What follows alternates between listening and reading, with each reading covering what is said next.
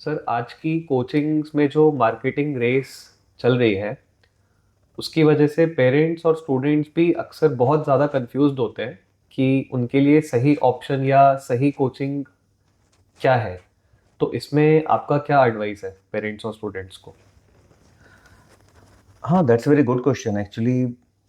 पिछले 25 सालों से मैं इस इंडस्ट्री में हूँ और बड़े से बड़े ब्रांड को क्लोजली देखा भी है। और जबलपुर में खुद हमें पढ़ाते हुए 25 साल हो गए हैं। तो जो एडवर्टाइजिंग है वो भी इवॉल्व हो गई है। जैसे एग्जांपल के लिए घर घर जाने का चलन बढ़ गया, तो वो हम लोग नहीं कर पाते। या आप देखेंगे कि ऐसा होता है कि आईआईटी में बच्चे का सिलेक्शन हो जाता है और ऐसे कई कोचिंग्स हैं कि सिर पे पगड़ी पहना के ओपन जीप में घुमा रहे हैं।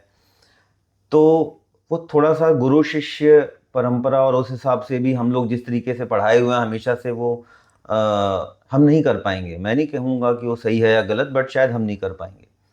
तो ऐसे कई प्रेजेंट जो एडवर्टाइजिंग के हैक्स हैं या ट्रिक्स हैं वो हम लोग ना फॉलो करके हम लोग पूरी ताकत क्लासरूम में लगाते हैं।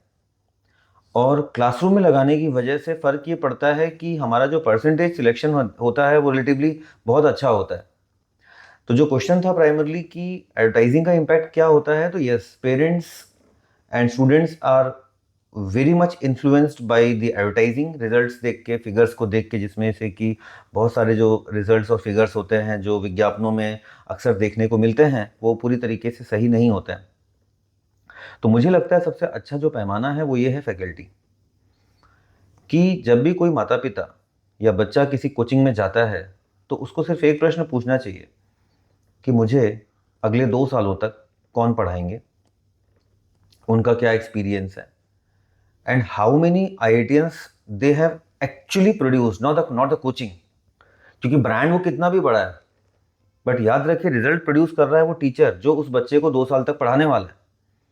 तो आप ये पाएंगे कि very frequently they change faculties, they keep on shuffling faces, because वो नहीं चाहते कभी भी कि एक बच्चे का टीचर के साथ सिंक्रोनाइजेशन हो। क्योंकि अगर वो हो गया और कल को टीचर ने कोचिंग छोड़ा तो बच्चा भी उनके साथ चला जाएगा। तो ये कोई भी बड़ा ब्रांड नहीं चाहता। इस वजह से कभी भी टीचर को बच्चे के साथ सिंक नहीं होने देता, जिससे कि बच्चे का नुकसान होता है। So yes, the main thing what for what teachers, what for what parents pay to coaching are faculties, because मेरा मानना है कि जो स्टडी मटेरियल्स हैं इजीली अवेलेबल है आजकल, जिसका भी आप लेना चाहते हैं। कंटेंट यूट्यूब पे भी और सोशल मीडिया प्लेटफॉर्म्स पे भी खूब सारा भर भर के फ्री अवेलेबल है, तो उसकी कोई दिक्कत नहीं है। सो कोचिंग अगर कोई बच्चा ज्वाइन करता है, माता पिता एडमिशन दिलाते हैं अपने बच्चे को, so the sole aim is faculty, their experience, their expertise, and how much actually real results that they have produced.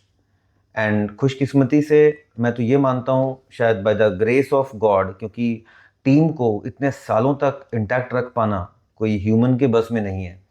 तो आज हम सब अगर साथ में हैं 25 सालों के बाद भी, रेडियंस एज ए ब्रांड, तो मेरा मानना है ये ऊपर वाले की शायद कृपा ही है।